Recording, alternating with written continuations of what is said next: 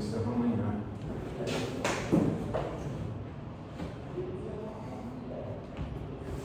Vamos fazer oração para a gente começar? Senhor Deus, nós agradecemos ao Senhor por esta tarde. Agradecemos por Tua palavra, pela salvação em Cristo Jesus. Pai, batiza-nos com Teu Santo Espírito, abra o entendimento à Tua palavra, transforma o nosso caráter pelo Teu poder e nos prepare para pregarmos o Evangelho neste tempo do fim e para encontrá-lo face a face. Santifica nossos propósitos e motivações, guarda-nos, livra-nos de todo mal. É o que lhe rogamos em nome do nosso Senhor e Salvador Jesus Cristo. Amém. Bom, no último encontro, a última pergunta foi relevante lá, não lembro quem que fez, foi o Gabriel, se foi lá ler? Se for relevante, também. Vamos relembrar tudo. Como é que a gente conecta o 8 com o 9? Eu vou lembrar. Então, pastor, porque essa é a acusação. Sobre a expiação dos dois bodes? Sim, vamos falar. Eles têm uma dúvida também sobre isso. Beleza. Mas é uma dúvida bem pertinente. O pessoal acusa a gente de heresia. Exatamente. Então, tem primeiro ponto. O pessoal, antes do movimento adventista, quando eu falo movimento adventista, não é só adventista do sétimo dia. O movimento adventista começou em 1833 e envolveu interdenominacional. Envolveu um movimento nos Estados Unidos e também ao redor do mundo, pregadores adventistas, pregadores que pregavam sobre o segundo advento de Cristo, inclusive islâmicos e judeus. Foi um despertamento que o Espírito Santo deu ao redor do mundo todo. Dentro do meio evangélico, o que acontece? Na época não se vinculava, pelo contrário, não se vinculava de maneira alguma Daniel 8 com 9. Daniel 8, 2.300 tardes e manhãs o santuário será purificado. Daniel 8,14 é uma coisa. As 70 semanas estão determinadas sobre o seu povo, sobre tua santa cidade. Daniel capítulo 9, versos 24 em diante. Isso aí era uma outra profecia, não tinha nada a ver uma coisa com a outra. E assim eram as escolas, os pregadores e tal. Os adventistas, volto a dizer, antes de ser sétimo dia, esse movimento do advento foi que conectou uma coisa com a outra. Foi um despertar, que está profetizado em Apocalipse 10. Né? Um homem que coloca o pé sobre a terra, sobre o mar, recebe um livrinho na mão e fala, pode comer esse livro, na tua boca vai ser doce, no teu ventre vai ficar amargo. Tá? Quando Miller e os seguidores de Guilherme Miller, que era batista e era membro de igreja, não era nem pastor, quando ele fez a conexão entre 2.300 tardes e manhãs e as 70 semanas, tá? Ele enfatizou mais nas 2.300 tardes e manhãs, mas ele criou o vínculo também, purificação do santuário. Então, foi a primeira vez que começaram a ensinar 2.300 tardes e manhãs com 70 semanas. Foi ali de 1833 para frente. Hoje, nós já temos teologia bíblica madura suficiente, porque na época era muito assim mais subjetivo. Mas hoje, eu já resgatando a ideia, lembre-se que é a questão de como termina o capítulo 8, onde fala a visão, capítulo 8, verso 26, né? A visão da tarde e da manhã que foi dita é verdadeira. Tu, porém, preserva a visão, porque se refere a dias ainda muito distantes. Então, quando ele vai orar a Deus no capítulo 9, porque ele não entendeu, não é que ele não entendeu, ele meio que entendeu, só que ele não aceitou. Ele ora e faz a súplica porque ele não entendeu a visão do capítulo Ele até entendeu. Não é porque ele achava que era 70 semanas, quer dizer, a 70 anos. 70 anos? Isso. Aí o cara falou 2.300 tardes de manhã, que tipo, provavelmente... 2.300 anos, ele entendeu. Ele com anos, ele falou assim, que coisa, né? Aí ele não entendeu. Aí ele mesmo fala, ó, no verso 2 do capítulo 9, no primeiro ano do seu reinado, eu, Daniel, entendi pelos livros que o número de anos de que falava o Senhor ao profeta Jeremias, que haviam de durar as assolações de Jerusalém, era de 70 anos. Então, intencionalmente, ele faz uma pesquisa bíblica. Ele vai lá nos escritos de Jeremias para confirmar. Falou assim, não é possível, 2.300? E aí ele fala, não, entendi. E aí ele vai então, volta o rosto com jejum e tal, faz uma oração a Deus. Também tem uma outra passagem que é o Deuteronômio, me fala também que há um dia será equivalente a um ano para o seu povo. Ele sabia já. Você sabe por que ele sabia? Porque ele já tinha passado pela experiência de Nabucodonosor, que recebeu lá os 7 anos. Porque Deus falou assim no sonho, 7 tempos passaram sobre você. E logicamente que envolveu para Nabucodonosor a questão dos 7 anos que ele virou bicho lá. Isso aí, para Daniel, ficou muito marcante, que quando Deus está falando de tempos, de profecia, qualquer tempo que ele determina ali é anos no contexto da vida de Daniel. Então, quando ele ouviu 2.300 tardes manhãs, ele não precisou ir lá em Ezequiel, ele não precisou ir lá em Números, imediatamente ele entendeu, falou, pô, 2.300 anos? E aí ficou em estado de espanto, em choque. Ele vai estudar Jeremias para entender, e aí ele fala, não, são 70. E aí ele faz oração. Quando ele termina a oração, ele faz justamente esse pedido, no verso 19. Não te retardes por amor de ti mesmo, ó Deus meu, porque a tua cidade, o teu povo são chamados pelo teu nome. Então, o motivo da oração dele é o quê? Tardança. Olha, eu entendi que era 70 anos, agora o Senhor está revelando para mim que são 2.300. Não retarde. Encurta, não retarde. Ele achava que quando ia ser purificado, nos 2.300 anos, ia ser o templo. E aí ia acabar a consolação, o templo de Jerusalém. Então, aí vem, olha, no princípio das tuas súplicas, veja, verso 21 do capítulo 9. Falava ainda na oração quando o homem Gabriel, que eu tinha observado na minha visão ao princípio, veio rapidamente voando, me tocou na hora do sacrifício à tarde. Ele queria instruir-me, falou comigo e disse, Daniel, agora saí para fazer-te entender o sentido. No princípio das tuas súplicas saiu a ordem e eu vim para tu declarar, porque és muito amado. Considera, pois, a coisa e entende a visão. Essa frase, considera, pois, a coisa e entende a visão, é o maior argumento bíblico, teológico, que ele está falando do capítulo 8. Porque o próprio anjo entenda a coisa e a visão. A coisa é o quê? O período de tempo. Ele vai explicar a questão do tempo agora e inclusive a visão, que ele não havia entendido no capítulo 8. Tá? E aí então, com essa frase que o próprio Gabriel fala, ele vincula as 2.300 tardes às 70 semanas, que vai falar o seguinte, né? 70 semanas estão determinadas sobre o teu povo, sobre a tua santa cidade, para fazer cessar a transgressão. Veja aí, né? Para fazer cessar a transgressão, para dar fim aos pecados, para expiar a iniquidade, para trazer a justiça eterna, para selar a visão e a profecia, e para ungir o santo dos santos.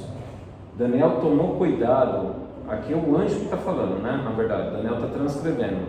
Gabriel tomou cuidado e mostrou que são 7 ações mostrando a perfeição. Que o sacrifício de Cristo, ele iria trazer justiça plena. Tudo que necessário era para acontecer a purificação do santuário, a expiação da iniquidade, iria acontecer nesse ato dele, dentro dessas 70 semanas. Então, sim, a cruz é suficiente para a redenção, e somente a cruz. E a gente já vai entrar na defesa da doutrina do santuário, que eu sei como é que as pessoas atacam e eu sei o que elas falam por aí. Então, ele vai começar a explicar. Ok, 70 semanas, 490 anos. Ninguém tem dúvida com relação a isso, né? É só multiplicar aí 70 por 7 dias, dá 490. Está falando de 490 anos. Tá? E aí, Daniel vai escrever agora em uma característica hebraica chamada quiasmo. Toda a primeira parte do verso é o assunto do Messias. A segunda parte do verso é o anticristo. Se você ler correndo, você não vai entender. Então eu aconselho você aí a dividir até com uma caneta aí na Bíblia. No verso 25, por exemplo, quando aparece assim, 7 semanas e 62 semanas. Na minha versão tem um ponto e vírgula aí. Isso aí é para você dividir o texto. Divide mesmo, faz uma barra aí. 7 semanas, 62 semanas. Depois que aparece, depois das 62 semanas, que tem um ponto e vírgula aí, você coloca uma barra. Pastor, por que ele fala 7 semanas e 62 semanas e não logo 79 semanas? Eu vou explicar isso aí, porque é a reconstrução de Jerusalém e da reconstrução até o Messias. Ele dividiu. 7... Há 49 anos. Isso é um negócio interessante, porque na arqueologia bíblica até hoje não se achou documento comprovando isso, mas não tem outra explicação. Por que o anjo separou 7 semanas, 62 semanas? A gente entende que levou 49 anos todo o processo de reconstrução do templo, tá? 62 semanas da reconstrução até a vinda de Jesus Cristo, tá? Aí, no verso 26... Você não explicou ainda o que vem depois do ponto e vírgula. Então, depois do ponto e vírgula é o anticristo. Você vai falar agora. Aí o verso 26 é Cristo, Depois das 62 semanas, será morto ungido e já não estará. Tem outro ponto e vírgula ali, É legal você fazer uma barra para separar o assunto. Aí você já vai pular para o verso 27. Ele fará firme aliança com muitos por uma semana. Na metade da semana fará cessar o sacrifício de oferta de manjares. Outra barra. Eu vou ler o texto corrido e depois eu vou ler o texto na divisão que eu falei aí. Vocês vão ver a diferença só do ouvido. Você já percebe. Vou ler do 25 ao 27, direto. Sabe e entende, desde a saída da ordem para restaurar e para edificar Jerusalém até o ungido, até o príncipe, 7 semanas e 62 semanas. As praças e as circunvalações se reedificarão, mas em tempos angustiosos. Depois das 62 semanas, será morto um ungido e já não estará. E o povo de um príncipe que há de vir destruirá a cidade e o santuário. O seu fim será num dilúvio, e até o fim haverá guerra. Desolações são determinadas. Ele fará firme aliança com muitos por uma semana. Esse por aqui não existe no hebraico, tá? Ele fará firme aliança com muitos uma semana. Na metade da semana, fará cessar o sacrifício e a oferta de manjares. Sobre a asa das abominações virá o assolador, até que a destruição que está determinada se derrame sobre ele. Fica complexo o negócio, porque está tratando de 2 assuntos. Agora, se eu ler só o que cabe ao Messias, que é sempre a primeira parte dos versos, 25, 26 e 27. Sabe e entende, desde a saída da ordem para restaurar e para edificar Jerusalém, até o ungido ao príncipe, 7 semanas e 62 semanas. Depois das 62 semanas, será morto o ungido e já não estará. Ele fará firme aliança com muitos uma semana. Na metade da semana, fará cessar o sacrifício e a oferta de manjares. Pelo ouvido você já percebe que ficou claro. Agora, o que o anticristo vai fazer nesse período? O anticristo ele vai fazer a segunda parte do verso. As praças e as circunvalações se reedificarão, mas em tempos angustiosos. E o povo de um príncipe que há de vir destruirá a cidade e o santuário. O seu fim será num dilúvio, até que ao fim haverá guerra, desolações são determinadas. Sobre a asa das abominações virá o assolador, até que a destruição que está determinada se derrame sobre ele. O pastor, aqui ó, ele fará firme aliança com muitos por uma semana. Tem 2 pontos aqui, acaba ali não. Ele fará firme alianças com muitos uma semana. Aí tem 2 pontos não. Aí tem 2 pontos, tem ponto e vírgula, mas no manuscrito é que a gente separa pelo assunto, né? No manuscrito não tem pontuação, tá? Na metade da semana fará cessar o sacrifício e a oferta de manjares. Por que tem essa divisão aí até? Que confundiu o tradutor. Porque quem traduz a Bíblia hoje identifica esse verso com o Antíoco Epifânio. E não está falando de Antíoco Epifânio aí. Está falando de Jesus Cristo. Está falando do Messias, do ungido, Meshiá, no hebraico. Então está falando do ungido. Quem cessou o sacrifício foi Cristo, quando morreu na cruz do Calvário, que o véu do templo se rasgou de alto a baixo. E quando o pessoal que pega esse verso e coloca para o Antíoco Epifânio, eles cometem um erro, até cronológico.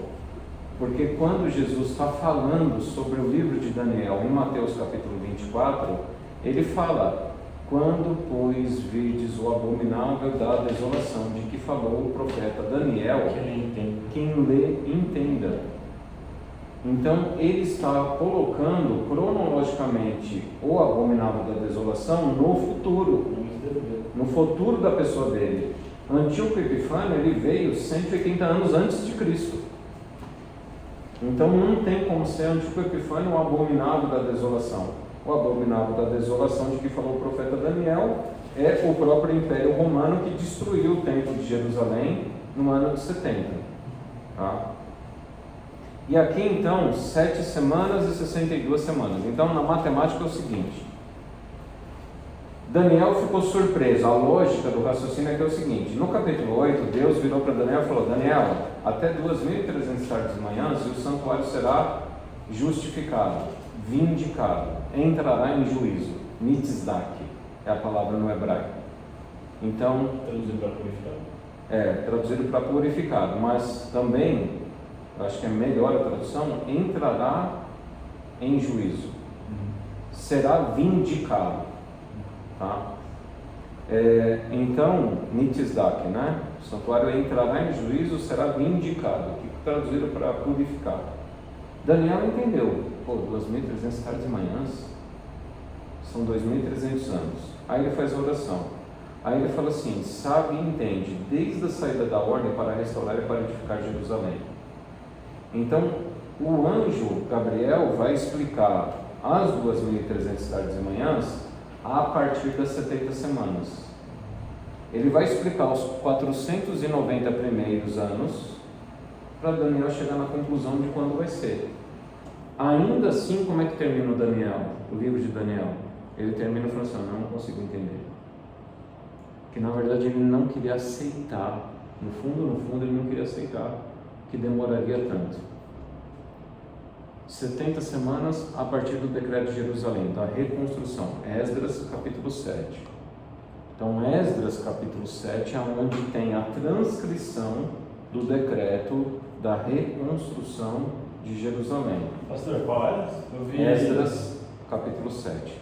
Aí algumas pessoas argumentam aí: mas teve 3 decretos. Exato. Um antes de Ciro, um antes que é de Ciro, e o outro antes que é do próprio, um depois que é do próprio Artaxerxes, que é lá do ano 445. Isso. Porque nesse aí, que é do 457, que é o primeiro decreto, né? Então, parece não, que esse é o terceiro. Não, o primeiro de Artaxerxes. Não, o primeiro de Artaxerxes. Não, o Ciro é o primeiro. Não, então, é o primeiro Segunda de Crônicas, Artaxerxes. né? Quando termina o livro lá de Crônicas, né? Eu, Ciro, chamo todos aqueles que querem voltar para Jerusalém, que venham, porque o Senhor Deus me colocou, tal. Então é uma comissão de Ciro para a reconstrução do templo. O Artaxerxes fez quantos decretos? Artaxerxes, ele faz um decreto, porque tem Xerxes, Artaxerxes, né? Porque o pessoal fala assim, esse decreto de Artaxerxes em 457, ali só está falando que estão levando alguns metais. Agora, se você for ver depois, em 445, que é um decreto depois, parece que ele está falando, tipo, mais sobre os muros da cidade. E parece que ele vai reconstruir de fato a cidade. Enquanto esse de 457 parece que a única coisa que está falando é, a galera pode levar os metais. Tipo, aí eu falo assim, então, se for para escolher um, escolhe depois de 445. Agora, qual marca? Tem que cair a quantidade. Eu vi um argumento lá que o cara falou que só pediu para reconstruir, Gabriel, os muros porque já tinha sido reconstruído por completo. E aí começou a construir. Esdras capítulo 7. 7º ano do rei Artaxerxes, Que a gente sabe que foi em 457. que é 457 a.C. Eu também descobri se foi realmente esse ano que o cara pediu para reconstruir. O que acontece? Acontece o... Qual o versículo? O 7. Aonde fala o tempo do decreto, mas vamos ler o decreto, tá? Vamos ler o decreto que eu já vou explicar essa dúvida de vocês. Então, o que fala o tempo é no 7º ano do rei Artaxerxes, tá? Esdras 7:7 e 7:8, tá? Onde fala quando saiu o decreto e quando Esdras chegou, que foi no mesmo ano, tá? 457 a.C. Aí, o Esdras, ele faz a cópia desse decreto, que é a partir do verso 11. Esta é a cópia da carta que o rei Artaxerxes deu ao sacerdote Esdras, o escriba das palavras, dos mandamentos e dos estatutos do Senhor sobre Israel. Artaxerxes, rei dos reis, ao sacerdote Esdras. Esse aqui é o segundo, é isso mesmo, viu, Gabriel, que você comentou? Porque teve o de Ciro, teve esse, e teve o último quando Neemias vai para completar. Então, é antes, né? Tá. Não. Esse aqui, O de Ciro para reconstruir os muros? o de Ciro foi o início, para tirar o povo do cativeiro babilônico e dar autoridade para eles levarem. Aí, lembra lá, as praças e as circunvalações se edificarão em tempos angustiosos. Porque o povo ao redor não estava deixando reconstruir o templo. Aí vem esse segundo decreto, é isso aí. Mas o de Ciro é só para o pessoal voltar para Libertou. e construir o templo, né? E autorização para a reconstrução do templo. Só que a profecia está falando da cidade, né? Oi? De Daniel 9 está falando da cidade em geral, né? Sim, cidade. Então, Por isso que não pode ser Ciro. Exato. mas eu vou além, porque esse decreto de Esdras, qual que é a diferença dele do primeiro e do terceiro? O do terceiro é só para conclusão desse segundo, entendeu? O terceiro que foi, está lá no livro de Neemias, eu não lembro quem que deu. O terceiro, que foi 12 anos depois, se não me falha a memória desse aqui, foi para a conclusão desse aqui, para o cumprimento desse aqui. Então o terceiro decreto, ele é um esforço do Império Persa, falando, olha, tem que se cumprir o que foi escrito por Xerxes, entendeu? 12 anos depois. O de Ciro, ele foi muito vago. O de Ciro foi uma libertação da escravidão e foi assim, voltem e podem reconstruir o templo, entendeu? Agora, em Neemias 2 está falando no ano 20º do rei Artaxerxes. E ele está falando. Aquela episódio que ele ficou triste, etc. Então é 15 anos depois dele, 15, 16 anos. Então esse terceiro daqui, teve o primeiro de Ciro, liberta-se do cativeiro babilônico e autoriza o povo a voltar para Jerusalém quem quer. Foi muita gente? Não. Foi pouca gente. Do Ciro? Do Ciro. O pessoal já estava com 70 anos, são 2 gerações, meu.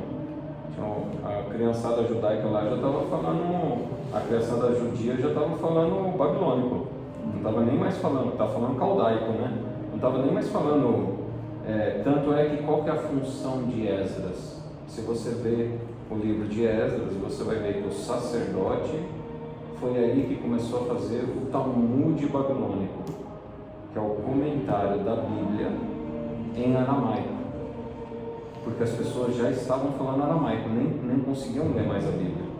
E Esdras é o cara que ensinava. E ele era tipo... Ele era o sacerdote, era o tradutor, exatamente.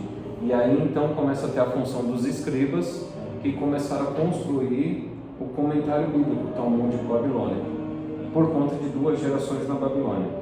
Por que a gente considera esse aqui? Mais uma vez, o de Ciro, o primeiro decreto, simplesmente tirou o pessoal da questão da escravidão e deu autorização para voltar, quem quer. E pode reconstruir o templo, está tudo certo. E o último? Agora, o segundo não é só reconstrução do templo. Como eu estou explicando aqui, depois vocês podem ler, se vocês lerem do 11 até o verso 20 e até em diante, não se institui só a reconstrução do templo, ele está reconstituindo até o sistema da cidade, sistema judiciário, sistema legislativo deles. Ele está dando uma autoridade plena para Jerusalém funcionar totalmente autônoma, submissa ainda ao Império Persa, mas autônoma, com administração própria. Então essa é a reconstrução do templo e da cidade, tá? Primeiro decreto, tipo, voltem lá, pode reconstruir o templo de vocês, que Ciro deu. Agora esse segundo, ele está dando condições financeiras, ele deu toda a infraestrutura necessária para que a coisa acontecesse. Leva-se, aí tem o período lá, né, de Zadok, né, acho que é Zadok o nome dele lá, que é o cara que fica mandando fofoca lá, os caras vão se você deixar, eles vão adquirir independência, vão se rebelar, e aí começa 17 anos, 14, 17 anos ali, interromper a reconstrução, aí vem o terceiro decreto. Porque, pastor, parece que, né, eu estou lendo o capítulo 7, parece que é do templo, né? Tipo, sei lá, eu estou ouvindo ouros para a casa do seu Deus. A casa de Deus seria o templo ou seria a cidade? Verso 21, eu mesmo, rei Artaxerxes, decreto a todos os tesoureiros que estão da além do Eufrates, tudo quanto vos pedir o sacerdote Esdras, escriba da lei de Deus, pontualmente se lhe faça, até 100 talentos de prata, até 100 coros de trigo, até 100 batos de vinho, até 100 batos de azeite e sal à vontade. Tudo quanto se ordenar segundo o mandato do Deus do céu exatamente se faça para a casa do seu Deus, pois para que haveria grande ira sobre o reino do rei e de seus filhos, também vos fazemos saber acerca de todos os sacerdotes e levitas e cantores e porteiros, de todos os que servem nesta casa de Deus, que não será lícito impor-lhes nem direitos, nem impostos, nem pedágios. Tu, Esdras, segundo a sabedoria do teu Deus, que possuis, nomeia magistrados e juízes que julguem todo o povo que está além do Eufrates. Você está entendendo o que ele está fazendo aqui?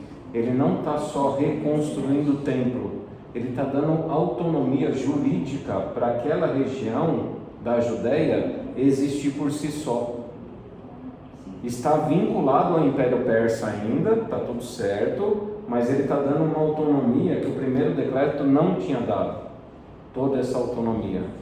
Verso aí 24 e 25, tá? Principalmente 25. A casa de Deus que ele está falando é do templo ou da cidade? É o templo.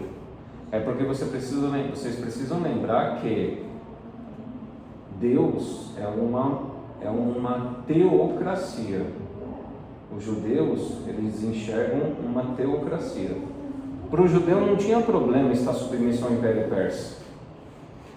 Assim como eles estavam submissos ao quê? Ao Império Romano, na época de Jesus.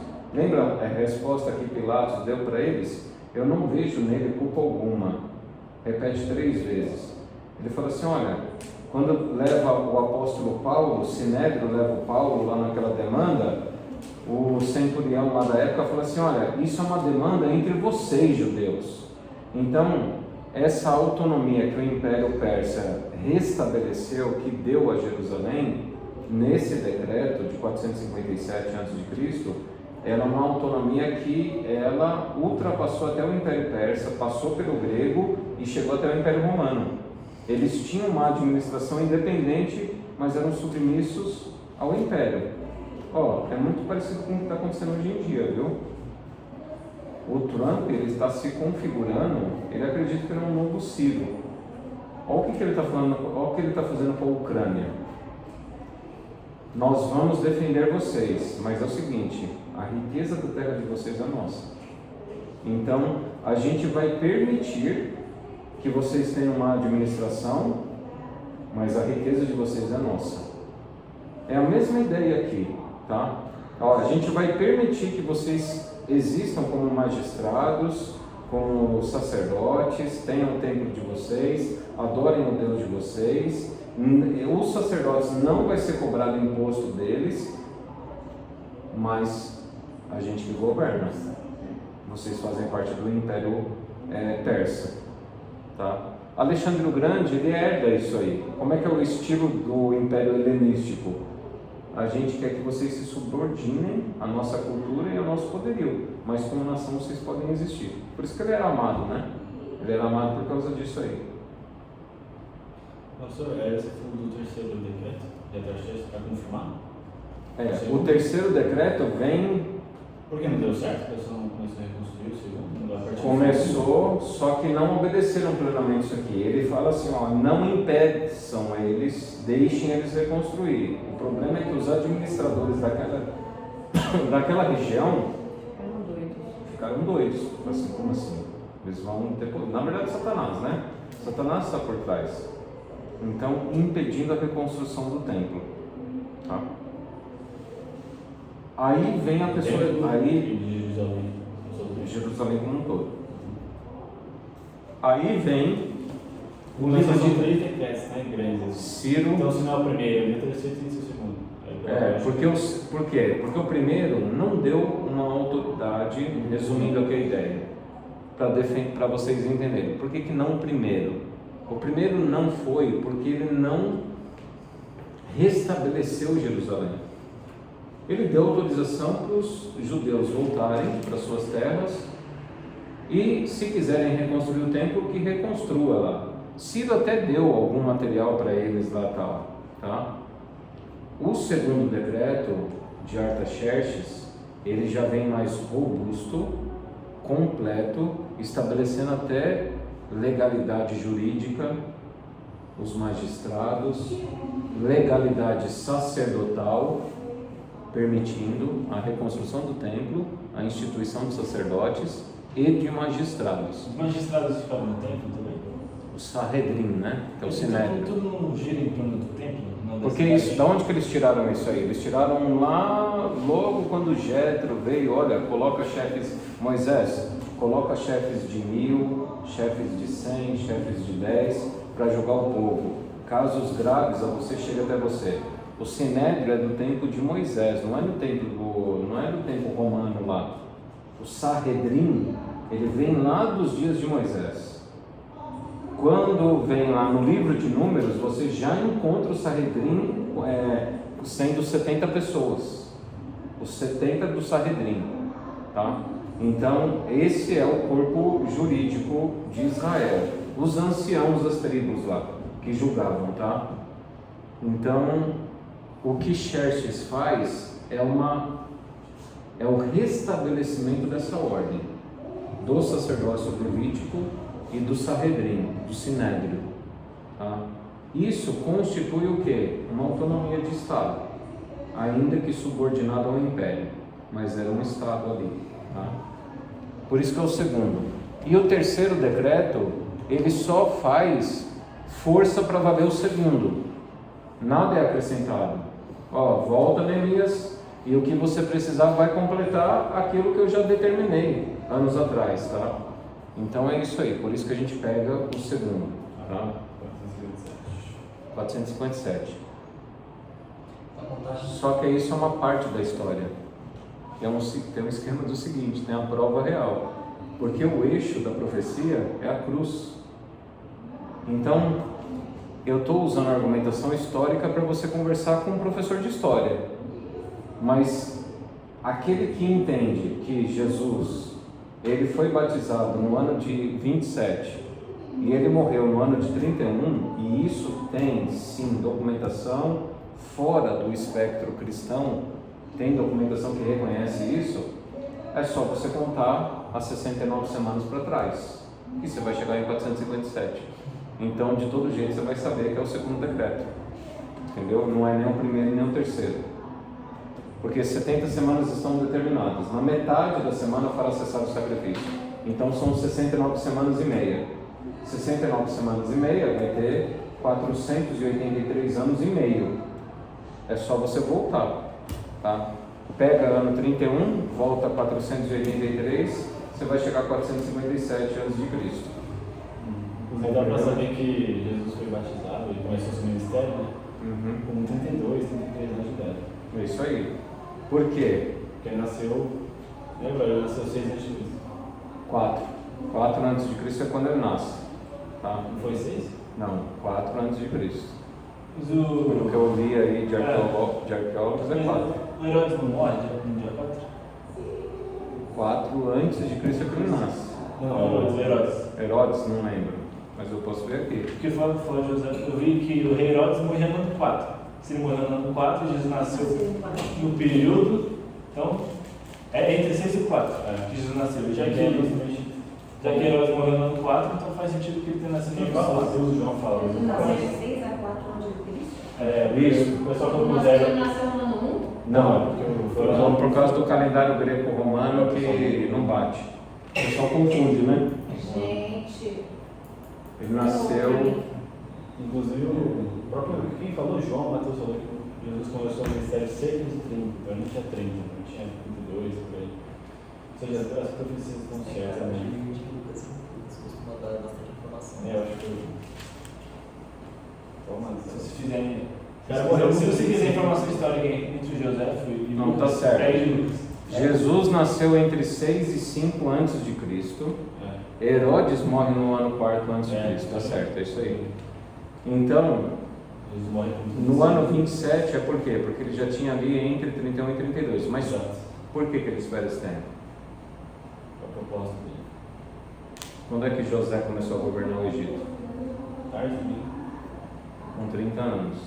Daí se desenvolveu uma cultura no judaísmo que a fase adulta é 30 anos. Se Jesus se batizasse antes, ele poderia ter se batizado antes? Poderia. Começado o ministério dele antes? Sim. Mas por que ele não fez? Porque não levariam a sério o ministério dele. Não teria credibilidade. Não teria credibilidade por causa da cultura. Não porque ele não tinha amadurecimento. Mas A cultura não aceitaria ele. na cultura judaica você não se tornaria adulto aos 20 anos? Sim, até antes. Né? O bar mitzvah já é a fase jovem, mas para governar e ter a autoridade de um rabino, 30 anos. Depois dos 30. Tiram isso aí de José, viu? Tá? Engraçado que desprezam lá o rei José. Qual que é o rei lá que começou com 8 anos de idade? Josias. Desprezam Josias, né? Mas o povo é assim. Comentário talmúdico: Jesus nasceu em uma cultura, e é interessante isso aí, viu? Mesmo que estejam errados, ele vive a cultura para não escandalizar. Então, em outras palavras, ele fez de tudo para ser aceito, né? Ele fez de tudo para as pessoas aceitarem ele. Inclusive até a cultura deles. Cumpriu vários trechos dos salmos, das Entendeu? profecias. E olha só o que é mais bonito. Essa cultura não existia direito muito estabelecida na época de Daniel. Mas Deus já falou quando ele ia se batizar, sem explicar para Daniel. O Messias ungido vai vir no final, vai ficar na metade, ali ele morre, ele é ungido no início da semana. Então Deus ele já estava prevendo até o surgimento dessa cultura. Deus já via como é que estaria o mundo para ele mandar o filho e o batismo do filho naquele período necessário, tá? Então, dois argumentos aí para os ataques que as pessoas fazem aí, dos adventistas. Não, vocês determinaram que é o segundo decreto, não é nem o primeiro e nem o terceiro, que é o que eu ouço também por aí. Já ouvi muito. Eu disse, não é a gente que determinou. Porque o ponto da contagem da profecia é a cruz. É só você jogar 69 semanas e meia para trás, você vai chegar no segundo decreto. Não vai chegar nem no primeiro e nem no terceiro. Entendeu? Não há cruz, né? Cruz. É Pode colocar cruz ou batismo, tanto faz. Pode colocar cruz ou batismo que vai dar na mesma. Está dentro da última semana. Como que o pessoal sabe o que aconteceu em 27 do Você faz da profecia ou tem alguma coisa histórica? Tem históricos. Tem Flávio Josefo que comenta. Ele comenta. Eu acho que o peso maior é Flávio históricos e os pais da igreja. São documentos históricos que é estudado. Né? A maior coleção é na França, dos pais da igreja. Então, há documentos que falam, olha, Jesus se batizou naquele ano, morreu naquele ano, então vários documentos, tá?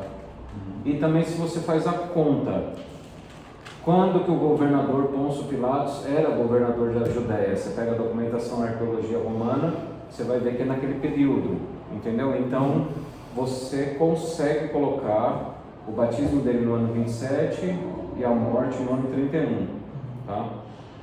E aí você estabelece a última semana de Daniel, tá? Não pode haver divisão. O texto hebraico não dá margem para divisão como os dispensacionalistas fazem. Eles fazem assim, né? 70 semanas estão determinadas sobre o teu povo, sobre a tua santa cidade. Aí eles viram e falam assim, tá vendo? Isso aqui é uma profecia só para o judeu. Aí eles fazem hoje, eu estou falando a interpretação que 80, 90% faz hoje, atualmente. Não, 70 semanas estão determinadas sobre o teu povo, então tem a ver com Daniel e o povo judeu, não tem a ver com o povo gentil. Aí eles falam o seguinte,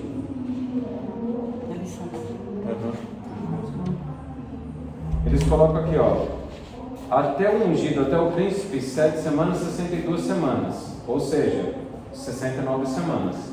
Aí ele fala assim, ele fará, verso 27, ele fará firme aliança com muitos uma semana. Na metade da semana fará cessar o sacrifício e a oferta de manjares. Vou explicar não o que é, estou explicando o que os outros lá fora ensinam. Eles ensinam o seguinte, que hoje nós estamos na dispensação da graça. Então, essa profecia está num modo ela está em stand-by, ela está pausada, está no intervalo. Eles falam que a igreja vai ser arrebatada, e quando a igreja for arrebatada, Jesus vai vir e vai implementar lá em Jerusalém, ele vai implementar em Jerusalém de novo o sacrifício, porque aí vai chamar os judeus, e durante 3 anos e meio ainda haverá chance, depois da volta dele, 3 anos e meio haverá chance para novas conversões, inclusive ele vem para a salvação dos judeus. 3 anos e meio de tribulação, a igreja foi arrebatada, o templo foi reconstruído antes da tribulação até, tá? Trump acredita nisso.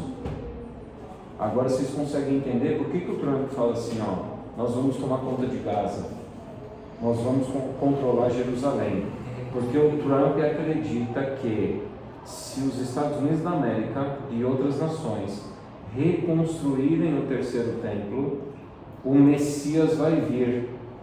Aí a igreja vai ser arrebatada, vai ter grande tribulação, 3 anos e meio, no meio da semana ele fala, olha, vocês estão voltando a sacrificar aqui, mas agora não precisa sacrificar mais. Mais 3 anos e meio eles salvam um monte de gente, aí vai embora. derrota Satanás e tal. Por que reconstrói o templo se não é mais para sacrificar? Eu tava vi um news, né, recentemente de um cara, ele é gringo e falou isso, ele falou, galera, quando o Apocalipse, sei lá, Daniel fala povo de Israel, galera, não tá falando sobre o povo de Israel de hoje. Israel é um símbolo pro povo de Deus, então o pessoal fala, temos que reconstruir Jerusalém agora, porque assim vai acontecer as coisas. Cara, Jerusalém quer ser povo de Deus. Entendeu? Jerusalém não é a mesma de hoje. Tanto que... Então, tem uns casos, tem uns evangélicos americanos que chamam neofundamentalistas. O Trump ele está cercado de neofundamentalistas. As pessoas que apoiam o governo dele, que estão ao redor dele ali, são todos neofundamentalistas. E os neofundamentalistas, eles são diferentes dos fundamentalistas, tá? Fundamentals. Tem que tomar muito cuidado com esse termo, tá? Porque fundamentalismo hoje é usado mais para homem-bomba e tal, né? Fundamentalistas nada mais é do que lá no passado, em 1925, Igreja Presbiteriana. Começou lá em 1890 até 1925. Eles fizeram um documento chamado Fundamentals. E que documento é esse? Nós declaramos que a Bíblia é a palavra de Deus. Nós declaramos que Deus é o Criador e acreditamos na criação. Nós declaramos que Jesus veio de nascimento virginal e se encarnou, morreu, ressuscitou em carne e osso e subiu ao céu. Nós cremos que Ele voltará e todo olho verá. Então essa declaração teve o título lá de Fundamentals, e aí virou o termo fundamentalistas. Esses são os fundamentalistas.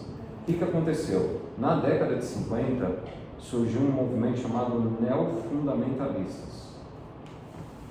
Os neofundamentalistas, eles pegaram muita coisa da declaração antiga, só que eles começaram a acrescentar outras coisas. Entre elas, esse ponto que eu falei aí. Eles começaram a falar da reconstrução do terceiro templo, que precisa ser reconstruído. Eles começaram a misturar política com religião. Foram eles que começaram. Então, os neofundamentalistas, eles são o que a gente na profecia interpreta como a besta que emerge da terra. Pelo menos a filosofia dela, porque é a união da igreja com o Estado. Os fundamentals lá, os primeiros, eles não aceitavam essa mistura de igreja com Estado. Na verdade, eles abominavam isso aí. Agora, os neofundamentalistas, que são os pastores hoje, protestantes pentecostais americanos, quase na sua totalidade deles, eles creem que sem o Estado, Jesus não volta. Então precisa do Estado para a reconstrução de uma nova ordem mundial para o Messias vir. Olha onde eles chegaram. Inclusive, os Estados Unidos surgiu assim, né? Pelas duas leis, liberdade religiosa. Exatamente. Liberdade Liberdade religiosa e separação entre igreja e Estado. Então pode ter qualquer tipo de religião na nossa nação e o Estado não pode se intrometer. Foi mudando, né? Só que isso, muito pouco. Se você pega o livro de Ellen White, lá, quando ela fala lá sobre a fundação da América, no Grande Conflito, ela vai elogiar uma colônia só, que é a colônia da Virgínia, onde ela elogia Roger Williams, que é um administrador dessa colônia, onde ele pregava isso aí. Olha, eu não estou aqui para definir, se não me falha a memória, o Roger Williams era até ateu. Ele virou e falou assim, eu não estou aqui para definir a religião das pessoas. Ele não perseguiu indígenas. Ele falou assim, deixa os indígenas viver na terra deles lá. Ele não perseguiu indígena, ele não estabeleceu religião oficial, ele respeitava espírita, animista, protestante, e Ellen White elogia ele como administrador e fala, isso é o plano de Deus, isso é como a nação deveria existir. Só que as colônias, por conta até da guerra civil e tal, elas foram entrando dentro da maçonaria, foi misturando religião, poder, Estado e já bagunçou. Na declaração de independência já estava apostatado. Não que seria errado evangelizar os indígenas, não. Os espíritas, não que seria errado evangelizar, mas não seria errado obrigado. forçar, Não obrigado. com armas, etc. E a única colônia que ela elogia como pai fundador mesmo, que seguiu até o plano de Deus, foi Roger Williams, tá? Esse cara aí. Vale a pena pesquisar e ver. Virgínia Oeste, eu acho que é ele. Que tinha leste e oeste. O Trump ele se fala que ele é presbiteriano, né? Não é praticante, né? Mas ele diz que é presbiteriano. Quem? Roger. Trump. Ah, o Trump? O Trump é Babilônia, né? Como você sabe que o Trump ele falou desse negócio de ele quer reconstruir Jerusalém porque ele acha que Jerusalém vai voltar nesse tempo? Ele falou Por isso? conta das pessoas que estão ao lado dele. Por ele ter transferido no primeiro mandato dele a embaixada norte-americana, tirando de Tel Aviv e colocando em Jerusalém, e reconhecendo, quando ele declarou: eu reconheço a capital de Israel, Jerusalém. Isso é uma frase dos reconstrucionistas, entendeu? Então ele está rodeado de neofundamentalistas que acreditam que o Estado e a Igreja precisam se unir, porque senão Jesus nunca vai voltar. Normalmente são futuristas que pensam assim. Tipo, você lembra que o Daniel Massal também achava É que isso ele aí. vai fazer uma coisa como Jerusalém, tá na profecia. É isso aí. É só tudo futurista. E eles tiram isso dessa profecia, eles... Não tem mais apocalipse. O eixo principal deles é aqui, Daniel capítulo 9. Então eles desvinculam o capítulo 8 e 9, eles focam no capítulo 9 e falam dessa reconstrução. Que o Messias vai vir na última semana, que é quando depois que a igreja for arrebatada, vem então. Agora, gente, eu estou meio que estereotipando, tá? Lembre-se que isso aqui é tudo teologia. Quando você vai para os neofundamentalistas, vai ter uns que vão falar assim: não, a gente não acredita em arrebatamento da igreja, a gente acredita que a igreja vai passar pela tribulação. Outros vão falar que acredita no arrebatamento. Mas o ponto em comum entre eles é união entre igreja e Estado e a reconstrução do terceiro templo. Agora, se vai passar pela tribulação, se não vai, sabe? Aí tem várias escolas. Os católicos é outro esquema. Os católicos eles têm democracia, pode ter certeza disso. A vontade de democracia deles é enorme. Eu ia falar um negócio desse todos. Matar ele. Os católicos têm um braço do catolicismo. Aí é que a gente tem mania de pensamento monolítico, né? Monolítico é uma pedra só.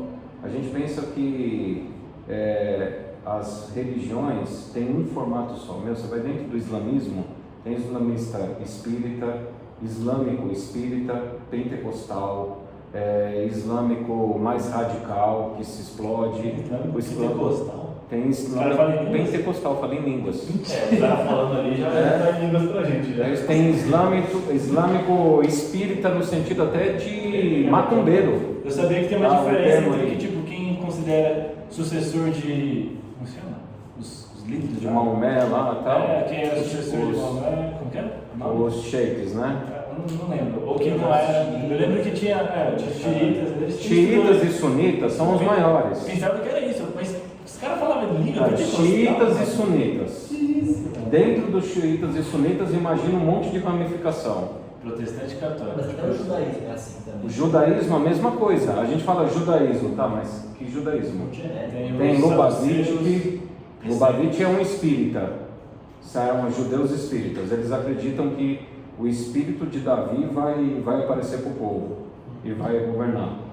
Trump é adepto disso aí também. O Trump é meio que uma Babilônia, né? Ele é presbiteriano e é neofundamentalista, mas segue o Chabad, Lubavitch, que vem da Ucrânia.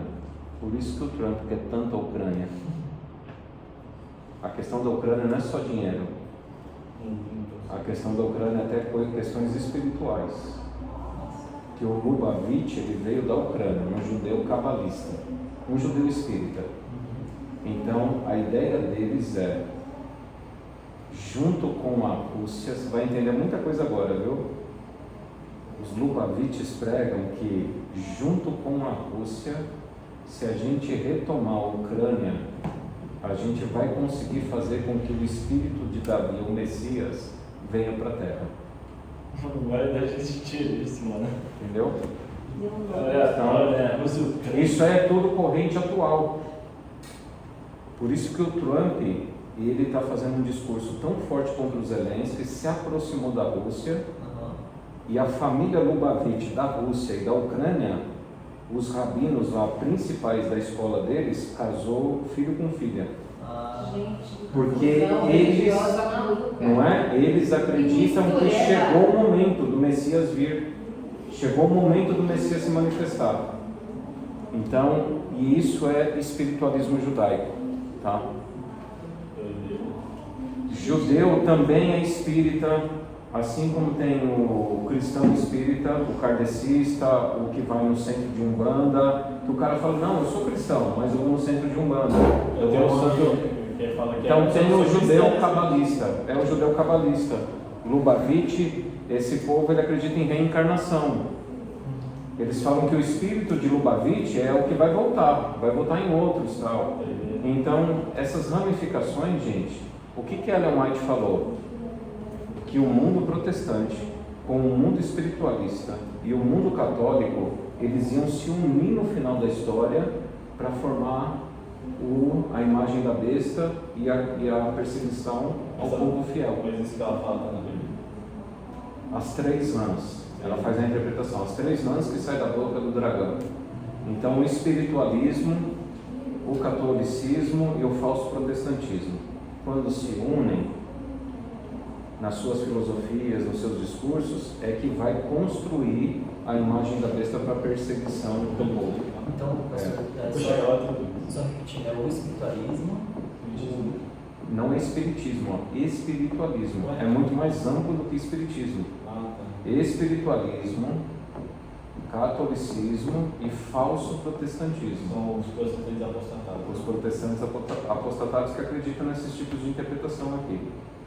Então, eu fiz uma baita de uma digressão aqui para você sair um pouco da bolha nossa aqui e entender o que as pessoas pensam, Não, importante saber. tá?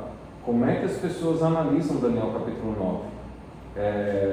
Então, eles acreditam nesse intervalo, que vai haver uma reconstrução do templo, e aí vai se instaurar a última semana. Na última semana, vai ter chance dos judeus se converterem e serem ensinados que Jesus é o Cristo. Aí eles se convertem, e aí junta todo esse povo agora, os judeus, que é a última semana ali, com a igreja, e aí acaba. Tipo, você falou que em Daniel 9 já aparece anticristo, né? Sim. E tipo, aqui no meu comentário, quando fala que o povo de um príncipe adivinha destruirá Império a Romano. cidade nos anos 70, né? Império Isso. Romano, que vai Isso. simbolizar anticristo também, mas É. não são 70 anos e não para no 34? Esses 70 anos proféticos? Por que aqui está se estendendo lá para o anticristo, lá para o Porque a ano 70? porque a profecia de Daniel capítulo 9, ela está explicando 2.300 tardes e manhãs. Então ele passa dos 70 anos. Passa dos 70 anos. Os 70, esse aqui é o inicial, mas vai até 1844. É que às vezes ele confunde, né? Porque ele fala, será morto ungido, né? Tá, ano 31, 33. Aí do nada, o povo de um príncipe devia destruir a cidade. É lá no ano 70. Ele confunde. E aí no capítulo 27 diz, ele fará firme aliança com muitos uma semana. Na metade da semana fará cessar o sacrifício e oferta de manjares. Então, na metade da semana, depois que ele é batizado, 3 anos e meio, ele morre. Mas a aliança com muitos que ele vai fazer é por uma semana, que chega até quem? Até Estevão. Primeiro, Marcos. Cara, isso é muito forte. Porque, ó, João Batista é decapitado, é a dispensação judaica. O Messias é morto na cruz, e a profecia termina com um marco com o primeiro mártir cristão, gentil. Judeu, Messias, gentil, morreram por causa do testemunho de Jesus. Então, o que a profecia está ensinando para Daniel? O negócio vai ser difícil. tem até o discurso de Estevão, né? Ele tem até uma visão do Exatamente, ele tem a visão do santuário até, né? É. Então, veja, o que está mostrando para Daniel? Daniel, todo esse sofrimento que você está passando 70 anos aqui, isso aqui vai além. Esse sofrimento, a instituição do reino vai Até o fim, desolações estão determinadas. Até o fim vai ser em tempos angustiosos. E o selamento, eu acho que Daniel não tinha todo esse entendimento, né? Eu estou fazendo um discurso teológico aqui, conhecendo a morte de Estevão. Daniel não está sabendo a morte de João Batista. A Daniel está sendo revelado aqui algo que dificilmente ele entendeu: a morte do Messias. Como assim? O filho do homem, o Messias, vai morrer? Então, nem isso ele conseguiu acompanhar. Assim como Isaías também não acompanhou esse pensamento. Ele fala: um filho vos nasceu, o governo está sobre o seu ombro. Ele será chamado Príncipe da Paz. Aí ele vai falar: Deus forte, Pai da eternidade. Eu duvido.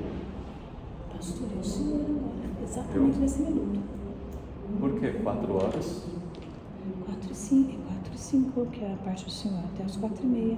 Eu não vi a parte aí. Mas eu vou lá fazer. Deixa eu fazer o fechamento. Tá, beleza. Eu achei que o fechamento era para ser com a Santa Ceia. Não, o senhor faz isso. Não, é com a Santa Ceia, mas o senhor faz o fechamento dessa Das da 10 horas. tarde. Não, da hora Tá. da tarde. Tá bom, vou lá.